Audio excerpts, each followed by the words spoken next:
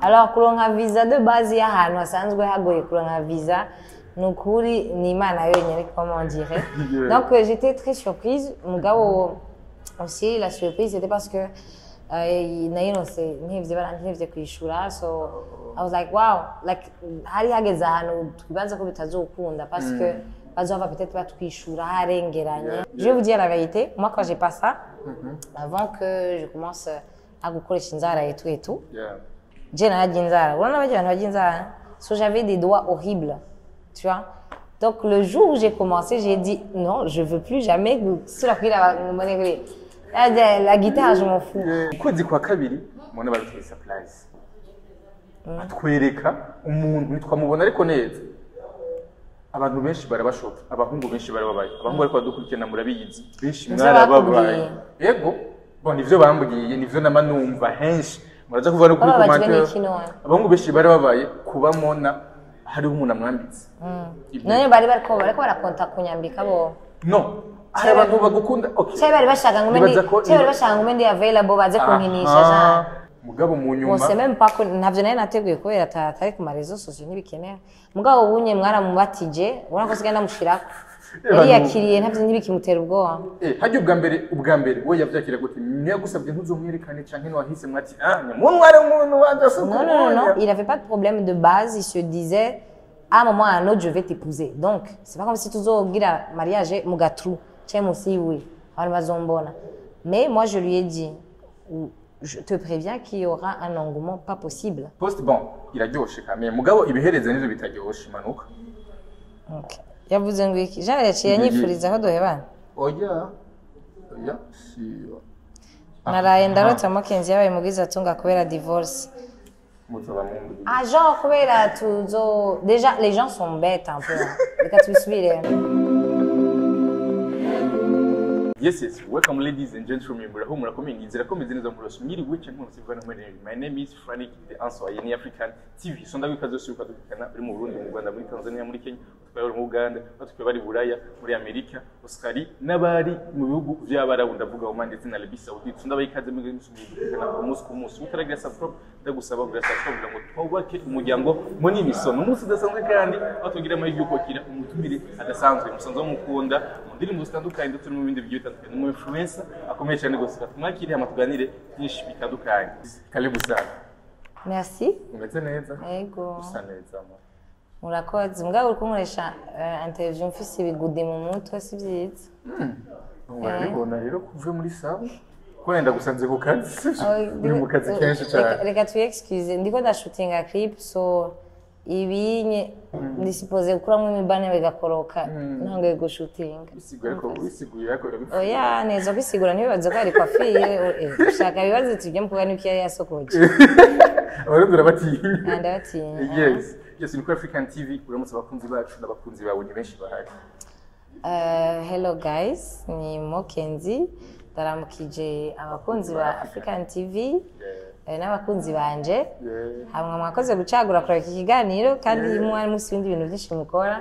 So, j'espère que kiza kubaryohera. Ikaneza munawanda. Marika cyenda ngo Madga Mokenzi. Mazina yose. Kandi muna Simesh. Amazumba yo Babyface afise. The floor. Yeah, la più della comando, la Tai Chi, la ninja. Rapide. Questa mazina mi scene gose. Io tukona yama. Nawe muri iyo nzira rero. Oya aje kamwe gusa karankwiye. Yes. Ndashaka kuzo kuganira uno munsi uri usumanya mutonya aho kandi ufite n'urugendo rudasanzwe. Ndashaka ko kwanza duhera inyuma gatonya. Mokenzi, benshi baramuzi. Benshi baramukunda, benshi baramukuze mu ndirimbo zitandukanye, ariko kandi no munsi ageze ku rwego yuko atangura gusohoka. Ndabwo ibanga niri. Ubuntu bw'Imana. Kuko sinovuga ngo hari cyo nkora gisumbane by'abandi banashaka benshi baransumbya ibikorwa. So sinzi vraiment sinzi rero no byita ntabwo simbona ko ari ibanga nkoresha riri n'ubuntu bw'Imana nawe kindi vraiment. Bon, ariko hari n'abandi benshi bakora mugabo banakora kunsumbya nicyo gituma ikintu ndafitiye insiguro savye ko bari Imana nta nsiguro ndagifitiye. Ubwa mbere wumva yuko uro wa service n'umusumeze gutakwiye byari biryoshye cyane parce que ntabyo nari niteze ushobora ko abantu bazitanga ntibamenyerwa urumva si ibintu ni kuri abari bakwe kuko comme on dit il est vrai twe twayirondeye visa tugiye gukora mugabo en général n'abantu barondera visa barazibura ugasaba baradepenser amahera menshi hariyo n'abandi barinze guca mu nzira ziri kure kugira bashoboye gushikana kuri visa batashoboye kuyironka alors kuronka visa de base y'ahantu hasanzwe hagoye kuronka visa nukuri ni Imana yonyine comment dire donc j'étais très surprise mugabo aussi la surprise c'était parce que nayinose ntibye kwishura so I was like wow like hari hageze ahantu twibanza ko bitazokunda parce que bazova peut-être batwishura harengeranye tutagishobora kugira promo ya concert kandi visa bayiguhaye barafise date baguha validité et tout ça fait que barengeje wowe ukabubona ko atamwanya ufise wo kugira promo ntuvuga ngo ndabipostpone nzobigira ikindi gihe visa yari muri octobre ni muri octobre. Donc, quand même, j'étais très contente. And yeah, like I was happy que narakoze uyu mwanya wose. Hanyuma aka kazi karashoboye quand même kuntwara gukorera ahandi. Yeah, ni achievement, disons, parce que ni step yindi kuri carrière y'umuntu abagize. So that's good. Wari umaze kandi kugerageza kuronka visa ukayibura? No. Hariyo gihe higeze kuba affiche na visa twari twarondeye kiya gihe byapfiriye muri organisation mais on n'était pas encore allé pour gusaba visa si yo twagenda kwisaba kayitwima byari kutugora kuronka parce que bamaze guha refus ça veut dire bakabibona ko bamaze guha refus muri système wabo baca batangura kuduta bakavuga ko kubwa mbere ramwini so ugasanga donc pour la première fois l'on visa uisuyo ego umunyamugisha Imana jensenga sibayari sirinari yes pour la première fois uisuyo na visa mu gihe hari abantu benshi baronde igihe kinininya bikanka ariko urayironse kandi bon après ni visa yo muri Europe hari ama visa yo mu bihugu byinshi yoroshe kuronka ma pays touristique gusa uko ababizi ko les gens ne veulent pas aller rester là-bas donc voilà quoi. OK wiyumva gute rero ugiye gusohoka igihugu ujanywe n'umuziki? Janywe n'umuziki, c'est ça le plus important, il faut ajouter. Sinon voyager, on a déjà voyagé mais je ne m'attendais pas quand j'ai commencé à chanter, surtout qu'on habite en Ndafsina, je ne m'attendais pas qu'un jour la musique allait m'emmener quelque part handi hanze ngo kuririmba c'était pas dans mes plans so je sais pas. Sinon ngo sinabitahura nabitahuye vraiment. Peut-être sinari kubitahura yaba ntaravoyaja mais comme si je vais pas être prétentieuse mais pour moi indege c'est un moyen de transport. Ushobora kuja kuntu man tamazuja mu bihugu c'est pas kugira mvuge nabi si habi. Il faut savoir que l'Europe c'est des anciens pays disenama infrastructure ya kera. C'est pas comme si tu allais à Singapour, ugachibona ibitara cyangwa ugiye New York cyangwa ugachibona ibintu birabaho. Ni heza vraiment nivyo parce que turi mu Burundi ntitugira twigire yuko mana ngo ntidushiduka urashiduka mais hari ibintu maze kubona ibindi bishushanya bisa nk'ivyo cyangwa birengeye udashiduka sana. Mais voyager, j'adore voyager et c'est toujours une belle expérience. Pourquoi? Urahura n'abantu bashasha, urabona ibintu bishasha. Parce que même si tu vas à Dubaï, même si tu vas aux Maldives ou quoi, bah nugi buraya, il faut aussi voir ahantu buraya abantu bavuga. You know ngene hameze nimba ari ture iferu uraba ikintu nakizi muri television. Nimba ariyo je sais pas quoi, I don't know ibintu byinshi mais like nta gihugu na kimwe gisa n'ikindi au fait.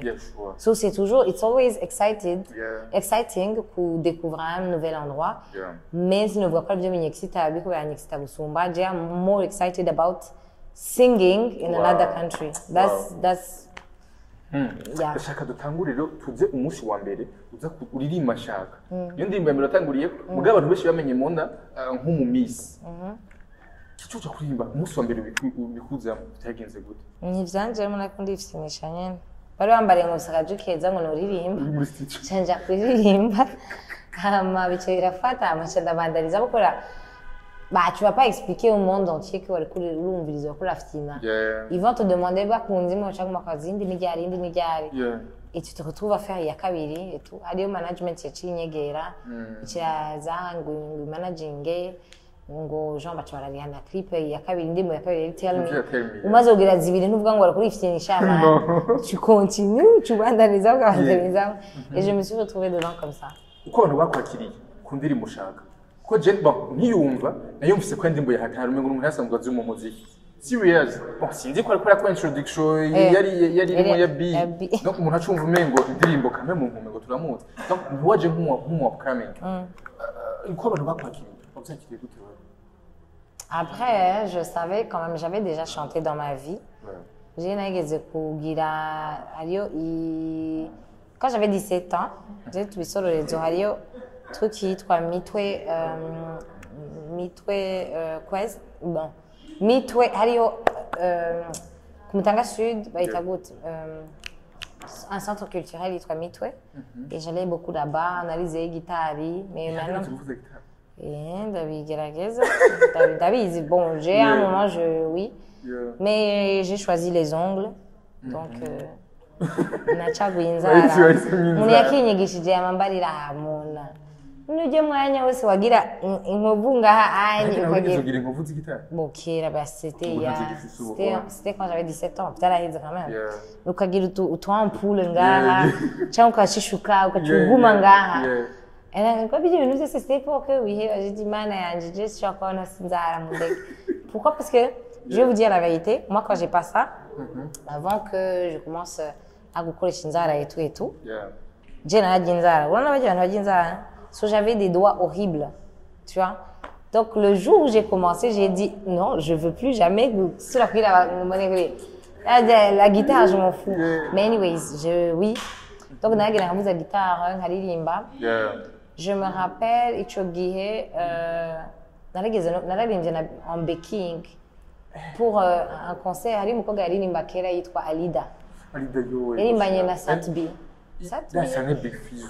Big Fizzo yari Big Fizzo yari Satbi ari indirimbo barimbanye niba twari Satbi si plutôt quoi Big Fizzo okay bye uramwibuka yego Alida ntiyabintu barimbanye Forever yes niba twari Forever Alida rero un jour yari ses concerts yaririmba shaka kuririmba live kuri CCF Media Salle and then Alida aje achaza ku yarafise abantu baza kumuvugiriza bitwa Mucho Band yari band ivuza ico gihe ndi kumutishwa kubibagira yari wayitwara yari je pense je me rappelle pas très bien j'étais très jeune mon batteur yitwa Armand je pense Arnaud c'est Arnaud ou Armand ukazona iyi video zonge amarasi mu bassiste Yvan ujya vugiriza ba Sauti Sol yari no ada d'ailleurs iyo la fois passée abari bazana bien aimé Yvan yari muri Mucho Band and hariho n'uyundi like ico gihe ndibuka bari base aga studio ngaho harimo ivyuma niho baza kurepetera iyo band and then moi j'étais là-bas et rero Alida avait un concert aje yarafise umukobwa umwe ndamwibuka none yitwa Chocho okay and then yakora baking mugabo rakena ko gari ils ont dit quoi les gakoga ngakaza ngatureza après-midi moi c'était pour passer le temps quand je suis kuririmbira j'ai commencé à venir ma répétition nzandaza aho ariko ararepete niga indirimbo gukora baking z'uyu mukobwa et je gende au Canal international je pense que j'étais en seconde ou en troisième ngava ku ishuri après-midi nambaye uniforme ngenda gukora sound check kuri CCF ngaca mpindura nkashyiramo ipantaro n'ishati shawugibagiye and then turaririmba we I was 17 je n'avais sinigeze ndota ko nzofa narabirimbye mais ico gihe narabigize because c'était mon passe-temps ico gihe après ça tuvuga ati you know what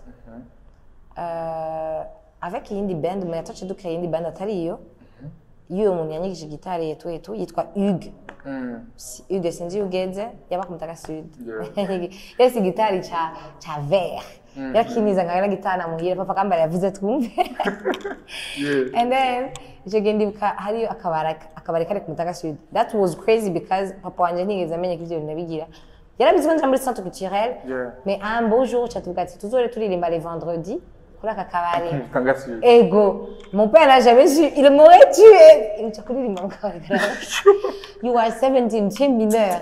Yeah. And then, je me dis, vraiment, tu parles, il me dit, vendredi, toi, tout. La chava, manifestation. C'était en 2015. 2015. Il y avait la pouille, j'ai déjà mouillé. Toi, c'est vraiment mouillé là. And, à quoi expérience, je n'ai jamais pensé. Je me disais que c'est un hobby. Je n'ai jamais pensé qu'un jour, je vais encore rencontrer la musique et chanter. Jamais. This time,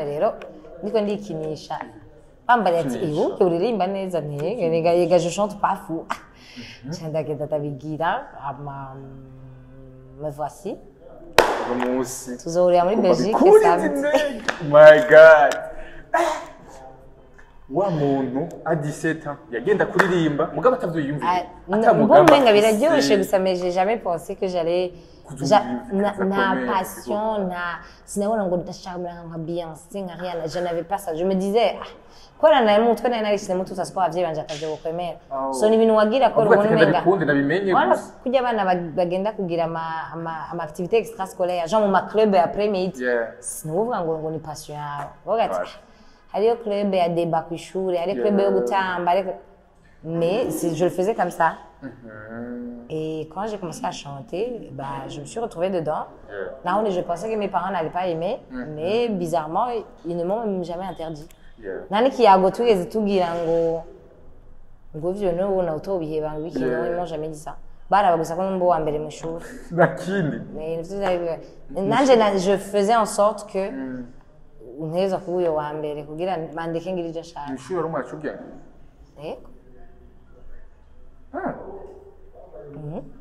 Akigenda mubona baraza kudushingira intahe. Yego no mu ishuri iwacu nabaye wa mbere muri exeta mu ishuri. Bari wa mbere muri fijya abari genre mu ma premier trimestre ou non troisième trimestre mu hejeje umwaka wose ya. Wow. Muri gitobe mu wa mbere. Wa mbere mu ishuri iwacu muri classe yacu. En fait alors ndagufata nkuko wewe. Donc bagufata nyine nk'umukobwa nyine yo mu gisagara shose. Attends mais vous aussi vous exagérez. Vous me dites tous les jours que je sais m'exprimer. Vous pensez que c'était gratuit, j'ai étudié quand même. Ça veut dire que j'étais pas conne.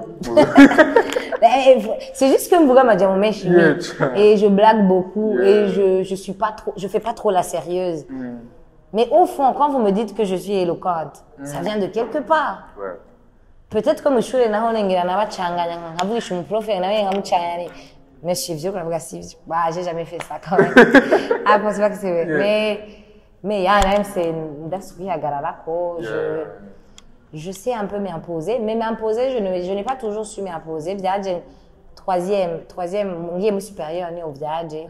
Parce que nibuka ko naciye ntangura kuba délégué kuva muri troisième gushika muri seconde gushika muri première cyane abana doyenne ku ishuri. Donc, j'ai mis supérieur. Avant supérieur, j'étais où?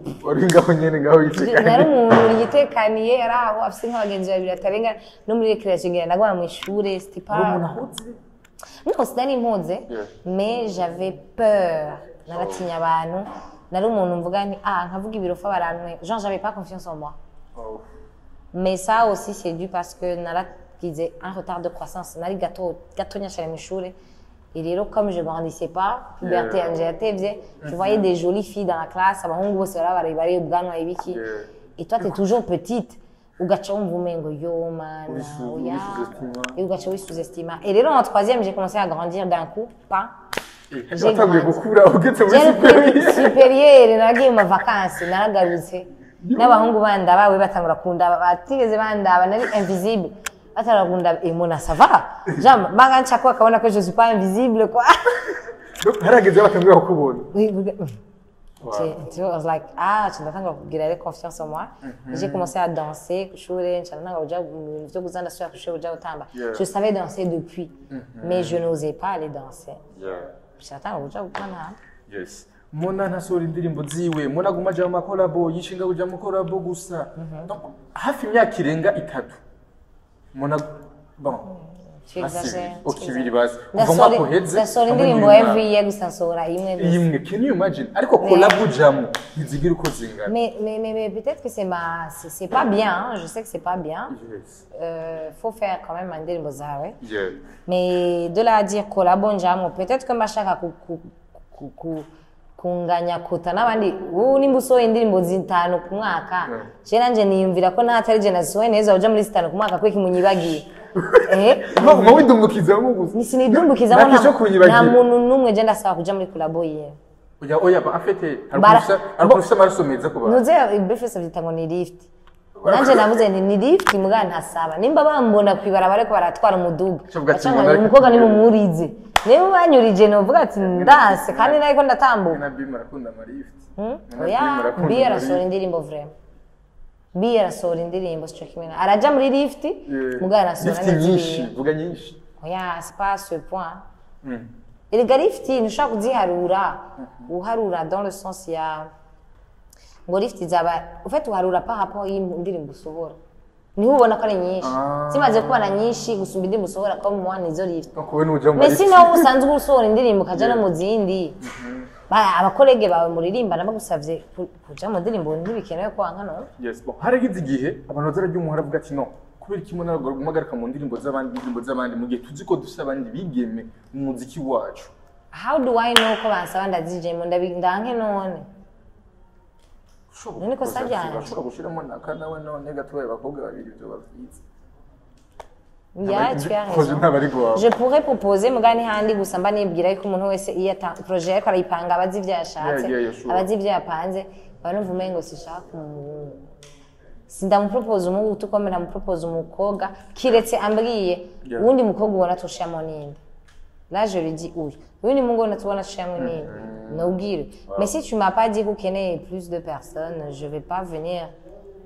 Kuko ndanga hari igihe umuntu acagira amasoni akabura ingene akubwira wapi nashatse mwebwe nyene ntabandi kwa usanga mu embarrassing usanga araba embarrassed. Yeah, sure, yeah. Donc chubire kapa. Yes, aho bukira urafata rutini kirere uja muri Europe ujanywe n'umuziki uteguye gute guteramira abakunzi bawe? Diteguye cyane bazobona performance zanje kora kazobazi ziza barundi bonga gusa ko get ready my girl muzorabasha yo nibanzije mirindi kango rero ndabakanga reka ntabakanze nibaza reka ndabakange ushaka bareke kuza mu gitera bakange mumve mubishaka kuza. Yes, bon ariko sikubakanga ariko for sure abantu mutararaba performance ya Mokenzi abantu muri Buraya nimba uri mu Bufaransa nimba uri Norvege nimba uri hehe please witegure kuraba performance yiwe reka ndagucire ku mayange babajwe n'ukuntu nashobora kugenda n'abadanseri ko je n'amaso abadanseri je kora je nkunda guperforminga tuba dusa ama choreography. I just don't want to be standing there ngo nitambane ndakunda kuba duse des chorégraphies avec eux hama par les chorégraphies. Ndakunda aussi kuba ndiko ntamba bimwe nabo tu vois ça donne beaucoup plus de spectacle parce que abantu basaba danser mugabo danser batambije babona akagira ibyo canke ntanatamba bari hari yagira bagira bazamazi so je ndakunda iyo harmonie iyo spectacle dutanga tuko turatambana mais nibikunda urumva so ariko bon mu bubiri gihe y'abakobwa bazi gutamba abari ready bashobora kubikora. Je pense pas qu'on a le temps de dérouler ama playlist yose. Yes, zoshika guca maybe useriba bon cyo gitoza kugereka ko igituma mugiye muteba ikuberi. Okay, no abantu bose bagenda bateba je pense na Sadbi yagiye ngira la veille. Sadbi la veille naba dabuje bagiye 2 jours avant genre uragenda no munsi ugira ushike jo hamucurimba umuskurikira ariko kubera iki ushobora kugenda hakiri kare cyangwa ushaka tireka ngende ntaco mwe nasigaye imisi ibiri bandi mu Burundi ariko kandi kuri visa mu mfuso kwezi cyangwa imisi ngahe baguhaye? Non, en fait ikintu tugira ugenda utevye kugira iyo misi ya visa baguhaye umaremo savye ugenda igikorwa utangurira ko gitanguye hama visa itangure guharurira uyo munsi kora gusiga guha imisi visa guharura agiye ari none tangura guharura uyo like irafise validité ifise validité barashobora aha ni kwa passeport passeport urashobora kuba passeport yo imara 5 ans par exemple bon ubu ni 10 ça veut dire quoi kuva muri 2020 gushika muri 2025 muga cyawubwira ati iki kintu cyawe kiri valide kuva muri 2020 gushika 2025 muga tuguhaye ko visa yawe ari umwaka ça veut dire muri entre 2020 na 2025 rondera uzogira hose muga ntumarenze sur le sol Schengen 1 an uratahuwe muga ntituzijya rushaka kugenda c'est un exemple d'aguhaye nisho kimwe rero niyo nuze bashaka kuguha 40 jours wabwira tufisemo 30 jours gusa par exemple rero wowe ucugenda kugira umare y'umwanya umushi wundi uriko urakora izindi show par exemple tu comprends kugira wihe umwanya w'inyuma y'iyo concert ya mbere c'est un peu ça. Yes. Inyuma ya show ya Belgique yo kumutwenze muri Belgique. Abantu mukunda kuja kumutwenze muri Belgique, we muri ready. Inyuma ya show muri Belgique, hari izindi concert zihari. Ziri supposed kwa zihari muzobimenyesha. Muzobimenyesha. No shanje ubwo ibintu atafishe yasohotse. Oya muzobimenyeshwa ivyo bari bakeneye nyene. Kugira ngo abantu bari mu Faransa, abantu bari Suisse, abantu bari Norvège n'ahandi bari baragukunda benshi. I hope. Tubabona. I hope. Yes. Aha, kabisa inyuma gatonya rero. Muga wewe umwanya uranje kandi I have to go to shoot. Nubimbaza ibikimenzi. Kwa kabiri simwe ntari kubajije bino bintu barabikeneye. Mu kwezi kwa kabiri mubona bari surprise. Atwereka umuntu twamubona ariko neza. Abantu benshi barabashota, abahungu benshi barababaye. Abahungu ariko badukurikirana murabiyizi. Benshi mwarababaye. Yego, bon ivyo bambwiye nivyo namanumva henshi. Muraza kuva no kuri commentaire. Abahungu benshi barababaye kubamona hari umuntu amwambitse. None bari barakonta kunyambika bo. No. Hari abantu bagukunda. Okay. Cyo bari bashaka ngo ndi available baze kunkinisha cyane. Abahungu benshi bari bifuza kandi ngenda kivuze. Benshi bari bifuza yuko mona yoguma ari single. Hama bacabaza abankunde kumva gusa wandi single. Urabizi ko benshi bagukunda.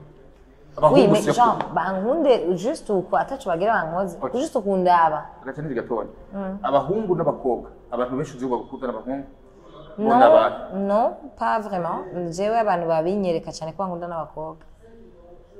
Bon, abahungu barabikwereka mugabo j'imagine que la majorité d'entre eux baratinya kwera bavuga ati iyo umuntu muri igitsina gitandukanye ashobora kwibaza ibindi. Ukubwira ati ndagufana ashaka kwibaza ati you know hariho une gêne y'umuntu kubwira umuntu badasanga igitsina ngo ndakunda. Même si ari by'ubufana. To hari abafisa amasoni nana n'indero y'ikirundi culture yacu. So abahungu bafisa amasoni. Duharuye rero pourcentage y'abantu bambwiye kwa nkunda sinovuga ko abahungu ahubwo novuga ko abakobwa muri commentaire bakonta abahungu ntibagura ko bagukunda ni birofa ukuntu aya mama bashaka gutelefona bagure ngo mumenyane abashaka ibirofa nyene uravyumva c'est pas moi je kubwira ngo umufana hari abafana sindavyanse mais la majorité mais mukobwa ubiza ati ayo vraiment ntatinyaza kubwira ikimugenza ndumufana wawe bahungu ko hariye bicanze hari abavuga ndamufana ndashaka kubona vraiment zore ndumufana wawe ndakunda indemo zawe nundi azakubwira nashaka tuyage j'aimerais faire connaissance avec toi tu m'as connaissance tu te rends compte que je connais même pas ton visage donc I have enough friends hari abantu bakurash benshi nk'abagukurashinga ni benshi ntino gira crash benshi gutesa umugabo bambe abagukurashinga abasuri bagufashinga ni benshi ndumenya gute ivyo ndikunda bikubwira bazi urakoze kizakira nicyo nakunda abahungu benshi bari babaye kuba mona habonetse umuhungu yerekana ati ebana ubu no tuko sibyo ndabaka muri gamisi abantu bakimara kumenya inkuru kuko benshi bavuze amajambo menshi meza na mabi none njya mbere wari umvise abantu ariko aramvuga nabi wewe moni yakira abantu bakuvuga nabi muri entertainment we na Facebook na ifise muri telefone yawe abajya ba Facebook bajya hari abantu bavuga byinshi byavuzwe bibi nabushobora kubonesha amaso yanje ari Facebook nyene abandi bavugira mu matwi bavuganira iwabo no bimenya gute nibihuha simenye wabivuze mona twone umuntu akuze ivyo nivyo kuri Facebook nyene ugira hari umuntu yaje kwimbwira mu maso mu yandi ndeza ko bimbwira make it make sense bishemo ubwenge nawe hari umuntu yoza kukubaha ukakubwira ngo ibyo no none ça veut dire ni ibyo nyene vyo kuri Facebook uwagiye kubiyaga nawe akabiyaga mu nsaku ntibyanshikiriye navyumva sinamenye wabivuze peut-être nimba abantu barayazi ntibyanshikiye ushaka kuvugwa ntushikirwe n'inkuru ni iyo Facebook nyene ivyo mbona nkagirira ama preuve nkabisoma n'ivyo nyene Facebook ngo abantu benshi barakunda kuvuga ko abasani batubaka abasani donc baterekana abakunzi babo niki tumye uri umukunzi wawe kandi turabizi ko twibaza ko yari ahari memba ari hariya ari tutamuzi yatumye yumva uwo mwerekana sinamwerekanye nibo bashatse kumwerekana ninde amafoto umuntu yagize fuite igenda mbishira ko je nta foto yiwe nashize genda kuri Instagram yanje ariko amafoto ya demanda ariko mwana yifotoje ijya foto ijya soje twayifotoje nyene mugazi je nayishize nateje ndayishize ko mva rege namwerekana mu gihe atavyo wari wateguye kushaka kumwerekana mugabo mu nyuma bose même pas ko ntavyo naye nateguye kubera atari ku marezo sociaux nibikeneye mugabo bunye mwaramubatije ubona ko sigenda mushirako yari yakiriye ntavyo ntibikimutera ubwoba hajye ubwa mbere we yavyakira gute niyo gusabye ntuzomwerekane canke no wahise mwati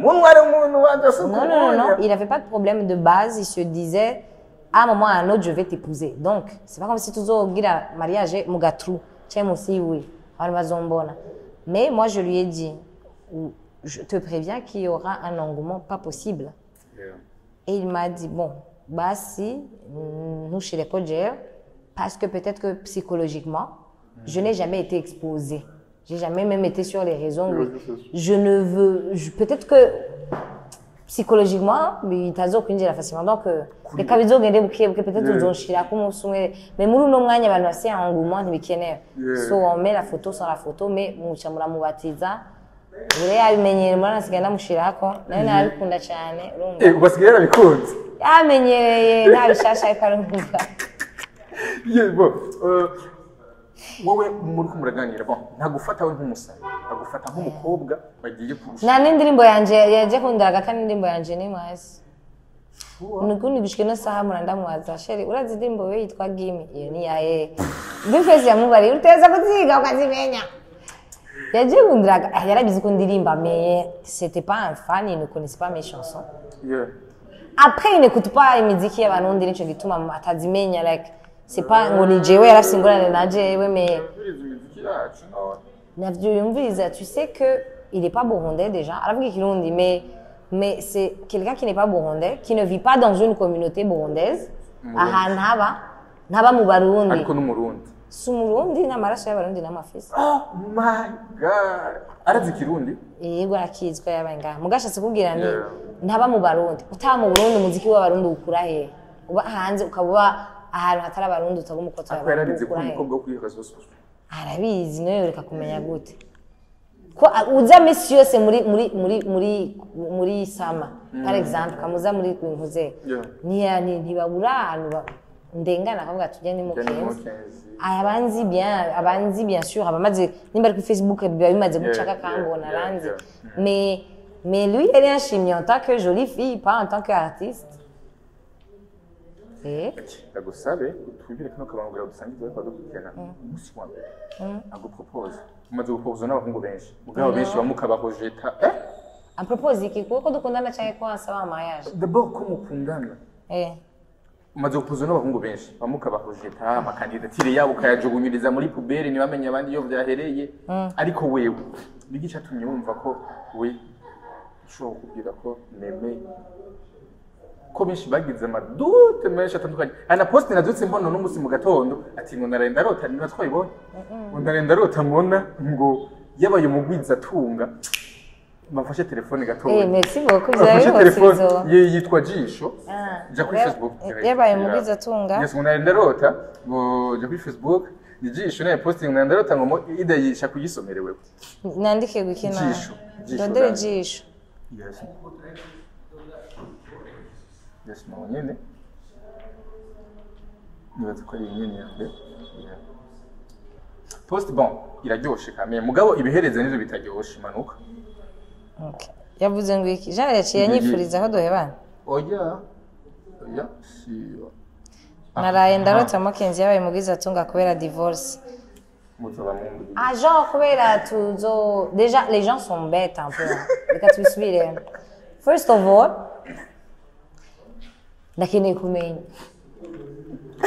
urazi icyo umugabo wanjye akora mu buzima kugira ngo bibaze ko afite amahera menshi cyane yontungisha voilà c'est ça genre parce que abadiaspora n'abadiaspora bafite inoti non ni inoti bakorera like kandi like barayibamwo atari umuntu aciye aza gukora amaferi ino kugira ube umutunzi hanze il faut que soit uri umu entrepreneur ngaha mu Burundi soit tu es entrepreneur hariya quand tu es salarié tu n'es jamais umugwizatunga au point de kugira bakudivorceje baguhaye 50% nane nkaronka 50% umugore wacu umugwizatunga non je ne pense pas mais anyways abantu bazi chakora first of all kugira bibaze ko afite amahera yose ça c'est une chose de deux vous savez quoi hariya ma régime umuntu basinya bavita gute bijya vya bien commun séparation des biens comment vous savez que tuzogira bien commun quoi pour like c'est bête parce que moi je connais plein de abagwizatunga muri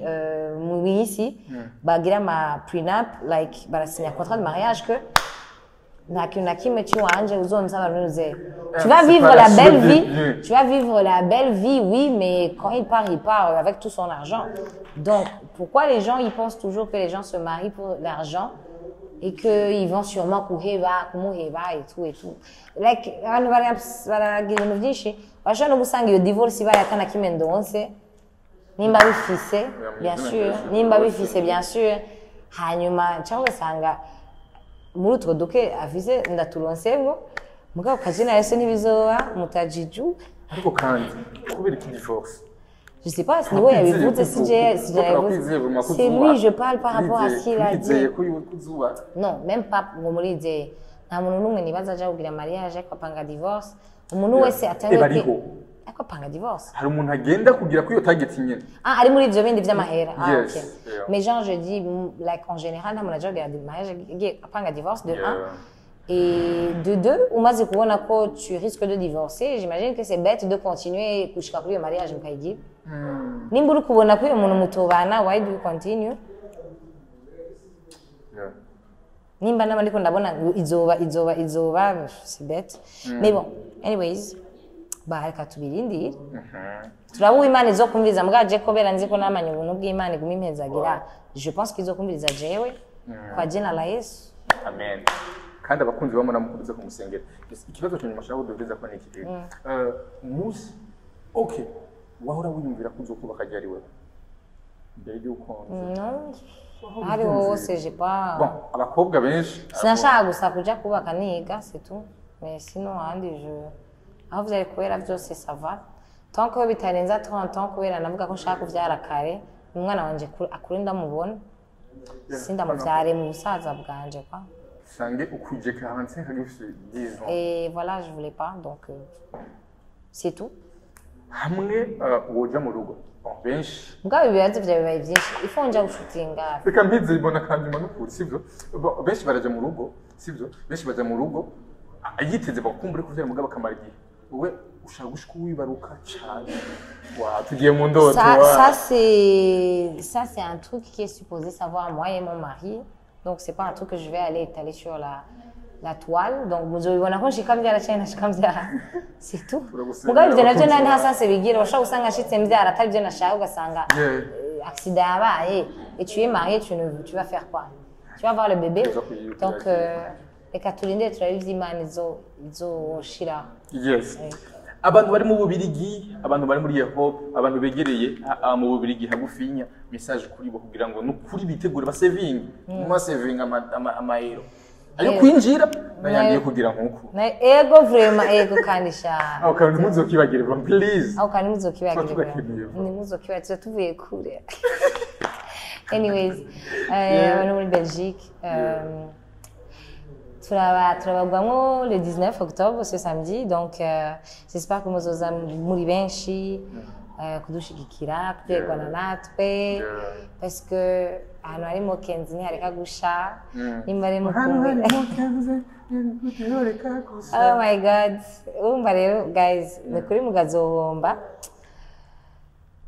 ntimuzodushavure nako tutagize twababwiye muze n'ukuri ntimuzobwe ngo twahombye so guys welcome mwese l'adresse de truc a été changée by the way n'ahandi hantu yitwa kuri Proximus Lounge on a posté la nouvelle adresse anyways zohamenya ndashitse none no amenya gute je rero penda jam anyways so c'est un peu ça karibu mwese turabarindiranye gishika we can't wait to see you guys Bon, ndagushimiye cyane ku mwanya washoboye kumpereza wari urushwari mu bikorwa byinshi me kumeye ko mu mwanya ndagushimiye nanje ko na wanyiyumviriye quand même merci beaucoup mugiye musima dukurikiranye kuva ku ntago kumera yari Kaneza Monawa da Mokenzi Mad Girl masa makunze ku ndirimbo zitandukanye kuva ku ndirimbo ya mbere nshaka Tell Me n'izindi gushika kuri iyi no munsi ariko kandi umwitonage agomba baha indirimbo uzubibaha waragiye waragarutse John agira kora amavita gute agira kore habita gute miracle bakora ibitangaza bidasanzwe ibitangaza izosoka 17 nyene de base ni lisansi gusoka 17 igeje nimba zora kanuye ntabwo yazo nukuri aho bukera indirimbo irasohoka yitwa gute muzayibona guys please ni indirimbo nziza irimo amasanamu meza aryoshe irimo abantu mukunda ndabingize muzobabona yes muragira subscribe kuri channel ya Mokenzi mu murindiranye igishika indirimbo nziza so merci beaucoup ndakusabira subscribe kuri channel yacu ari Belgique mu murindiranye igishika bari kumwe na Bface on the floor asante sana yari African TV